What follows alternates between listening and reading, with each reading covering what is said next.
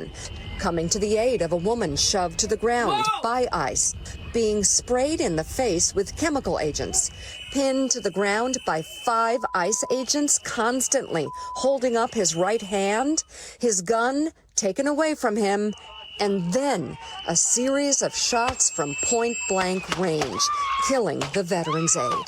After the videos proved the administration's version of events was a lie, Trump White House officials then appeared on Sunday news shows, changing their excuse for killing Preddy, claiming that the mere presence of a gun on the victim justified his killing. No one who wants to be peaceful shows up at a protest with a firearm that is loaded with 2 full magazines. You cannot bring a firearm loaded with multiple magazines to any sort of protest that you want. It's that simple. You don't have that right to break the law. Before he brought a gun. Have you ever gone to a protest, Jonathan? I mean, we do have a Second Amendment in this country that... Jonathan, have you ever gone to a protest? I've been to a protest. Yeah. Guess what? I didn't bring a gun. I brought a billboard. The Trump administration's attack on the legal possession of a firearm was quickly called out by Democratic lawmakers and criticized by gun rights organizations.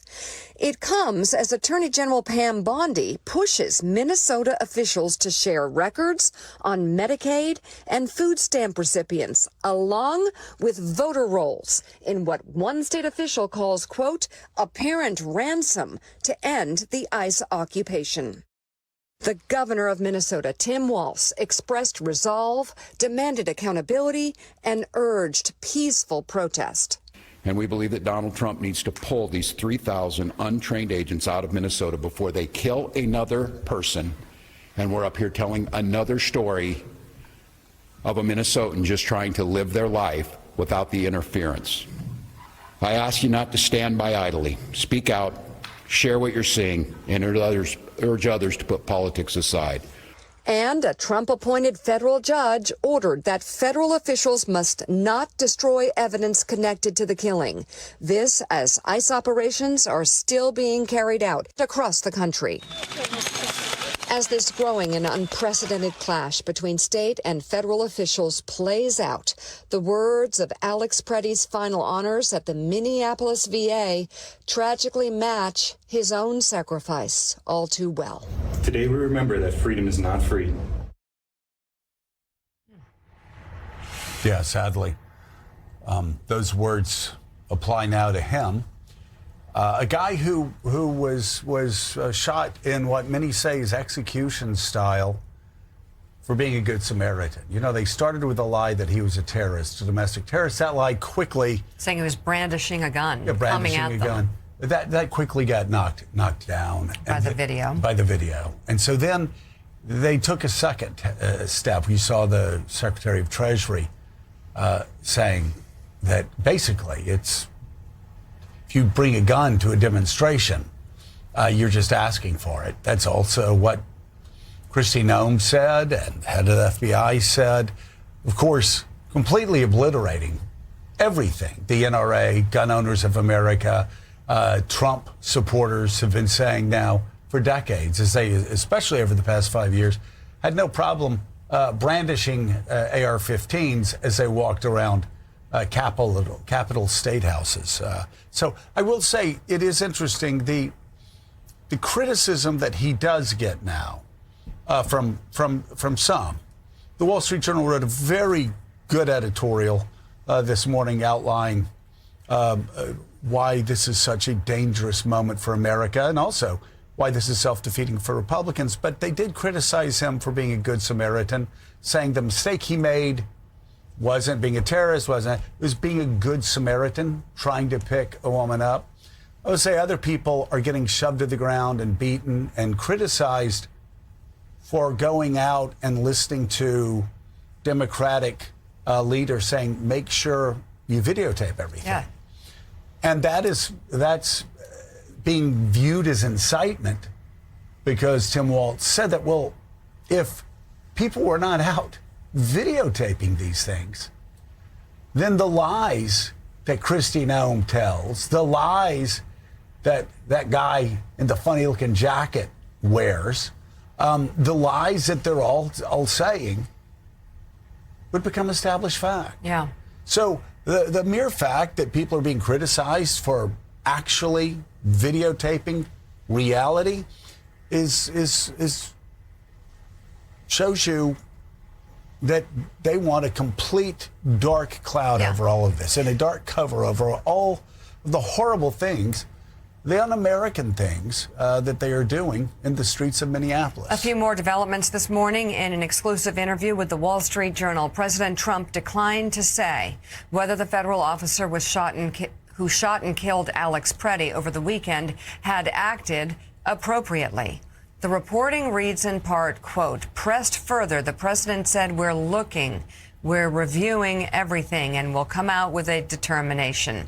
Trump also signaled a willingness to eventually withdraw immigration enforcement officials from the Minneapolis area.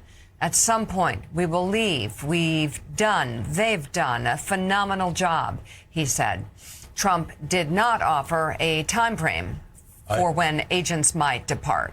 I will say, though, Jonathan O'Meara, fascinating statement coming from the president just 20, 30 minutes ago, suggesting that he has made a decision. There had been a sort of back and forth angling between Kristi Noem and Tom Homan. Tom Homan, of course, critical early on after Renee Good's killing of people who made snap judgments on whose fault it was. And Holman said, we need to conduct an investigation and then make a determination. Well, it appears the president has decided to make a change in Minneapolis. Yeah, the president just moments ago posted on Truth Social that he is sending White House border czar Tom Homan to Minnesota. Trump wrote in part this: he has, meaning Homan, not been involved in that area, but knows and likes many of the people there. Tom is tough but fair and will report directly to me. Now, whether that's a de-escalation or not, we do not know. But it is something different, empowering Homan there, perhaps making him the face of this as opposed to Kristi Noem. We should note, though, the president yesterday also posted a long screed on Truth Social saying that, he blamed Democrats in Minnesota actually for inciting the violence that led to these deaths because they were resisting ICE operations. Yeah. So on Homan also, it's interesting, over the weekend I saw a clip that Jacob Soboroff posted and interviewing Homan some time ago, who warned that if this continued, people were going to needlessly die. And that, of course, has happened. Let's hope. He is a very tough guy. But again, if any discipline can be brought to the situation there, it'd be a vast improvement over what is happening now with, between Kristi Noem and Stephen Miller, Bovino, Greg Bovino. Is he that guy in the funny jacket? He's the guy who wears the cosplay. The cosplay stuff. Well, those people, as the Wall Street Journal editorial page said today, are not interested in doing their jobs in a way that the American people could understand.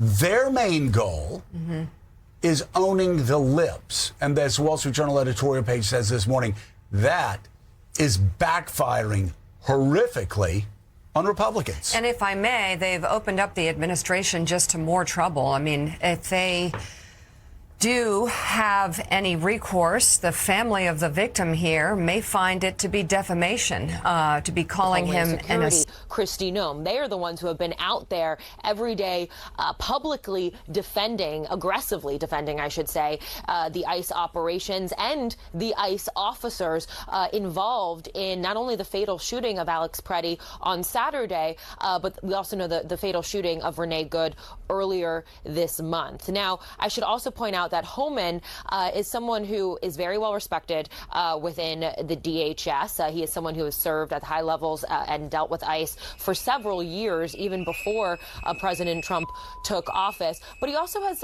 somewhat different views, I think, when it comes to Secretary Noem. He's not as hardline, I should say, when it comes to some of the immigration crackdown and kind of carrying out President Trump's agenda. He does have a very good relationship, I should note, with President Trump. Less good of a relationship with Noem, as the two have kind of been at odds at times over the president's immigration agenda and the crackdown that they have been carrying out. I do want to read to you, we got a little more context, though. from Caroline Levitt. She had wrote this morning that he is going to be managing the ICE operations on the ground, but also that he would be working and coordinating with those who are leading the fraud investigation in Minnesota. So we're trying to get more clarity on what that actually means. We did see Noam post about this as well. Noam had wrote that this is good news for peace, safety, and accountability in Minneapolis, saying, I have worked closely with Tom over the last year, and he has been a major asset to our team. Look, this is all going to be, I think, one of the key questions, of course, is what this is going to look like moving forward, whether Homan going in is a larger change in strategy, and if the president is doing this as a way to potentially sideline some of those who have been on the ground. There is a press briefing, Wolf, at 1 p.m. A lot of these questions, of course, are going to be posed to the press secretary directly. We'll see what she says. Elena Treen, thank you very, very much for that. Joining us now to discuss what's going on, CNN senior law enforcement analyst and former FBI deputy director, Andrew McCabe. Andy, thanks so much for joining us. The president, as you know, is sending his border czar, Tom Homan, to Minneapolis in the wake of this second deadly shooting by ICE officials. What does this move indicate to you? Well, I think, Wolf, it's maybe the first sign that we've had so far that the White House perceives that what's happening in Minneapolis is not helpful for them, and that I'm not going to say a change in leadership, but maybe a slightly different leadership presence is necessary on the ground. I think it's a good move if it takes Gregory Bovino out of the spotlight and away from the public statement role. But again, I would caution Mr. Homan that what we need in Minneapolis, what the entire country needs to see here, is a greater degree of transparency and honesty, because that is what this administration's comments about the Alex Preddy killing, about the Renee Good killing, and everything that's going on there, it is that lack of transparency and the blatant dishonesty is what's really pushed the public to the frustration point that they're at. Because to me, Andy, and I'm sure to many others, it seems to suggest that the president is losing confidence in the federal leadership that's already there in Minneapolis. I think that's an accurate analysis, and he should lose confidence in those leaders. They have created essentially a disaster for him. They've victimized the citizens of Minneapolis. They've absolutely lost any semblance of trust that they had with the general public and with the state and local law enforcement community. So I'm not sure that the leadership team that's on the ground in Minneapolis for the feds is even capable of righting the ship and turning this thing around. So they definitely need someone else who's going to be able to influence the situation and speak on their behalf. The president in a social media statement said Tom Homan is tough but fair. Do you believe it's possible that Homan breaks with the Homeland Security Secretary Kristi Noem and other Trump administration officials on what led up to the shooting of Alex Preddy? Not a drill, not a metaphor. U.S. Marshals physically escorted multiple defense attorneys out of Judge Sarah Caldwell's courtroom in handcuffs after she issued a single, devastating order from the bench. The lawyers were not defendants. They were the defense. And within minutes, they were behind bars. What unfolded inside that courtroom did not happen because of a heated argument or a lawyer losing control in the moment. This was the end of a 3-week collision between a federal judge determined to protect her courtroom and a defense team that appeared determined to defy her authority at every turn. Witnesses described the atmosphere as tense long before the removal. But what happened at 10:47 a.m. changed everything. The prosecution's witness was on the stand. The jury was watching closely. And then the lead defense attorney did something Judge Caldwell had explicitly forbidden just hours earlier. He introduced an exhibit the court had ruled out that very morning. The prosecutor jumped up with an immediate objection. Instead of stopping, the attorney held the document up toward the jury and said words now echoed across legal circles nationwide. "Ladies and gentlemen, the court doesn't want you to see this, but you deserve the truth." That was the moment the courtroom stopped being a trial and became a turning point. Judge Caldwell's gavel came down with a crack that reportedly echoed through the gallery. She didn't argue. She didn't threaten. She ordered an immediate recess and cleared the courtroom. For 45 minutes, the doors remained shut while only the judge, her clerks, and the attorneys stayed inside. When the doors reopened, 4 U.S. Marshals walked in and quietly positioned themselves behind the defense table. Observers say the defense attorneys looked confused at first, then uneasy as Judge Caldwell began reading from a prepared statement. She didn't raise her voice. She read from an 18-page contempt order she had already signed, detailing 17 separate instances of what she called willful and calculated defiance of lawful court orders over the past 3 weeks. She recounted every warning she had given, every chance to correct course, every moment the defense chose to ignore her rulings in front of the jury. This wasn't a surprise decision. According to court filings, the pattern began weeks earlier when Judge Caldwell issued a pretrial order banning both sides from mentioning certain prejudicial material. The defense referenced it anyway in their opening statement. She warned them. The next day, they did it again during cross-examination. She issued a formal contempt warning on the record. Over the following days, the defense repeatedly spoke over her rulings, addressed the jury after being told to stop, and refiled motions that had already been denied multiple times. Court transcripts show she had to have the reporter note that the lead attorney continued speaking over her voice 6 separate times in one day alone. Civil contempt fines totaling $45,000 were imposed. They were paid. The violations continued. By the time the excluded exhibit was lifted toward the jury that morning, Judge Caldwell had already documented every step leading there. Her statement from the bench made it clear this was not about anger.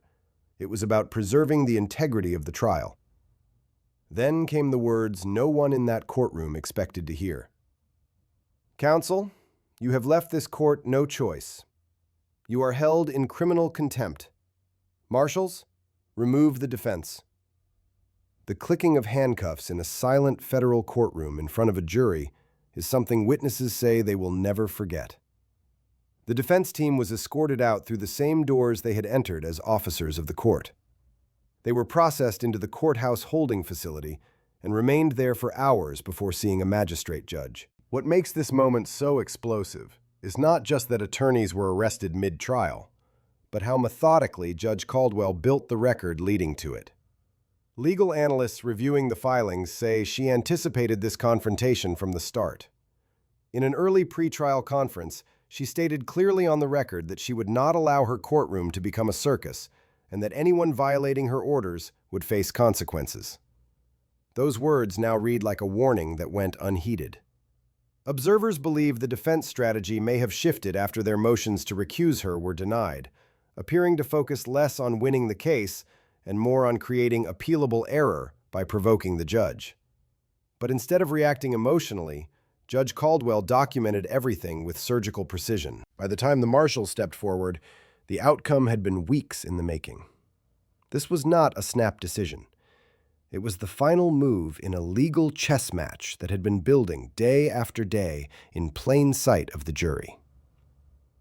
And now, what happened in that courtroom is being studied not just as a dramatic confrontation, but as a defining example of how far a federal judge can go to enforce the rule of law inside her courtroom.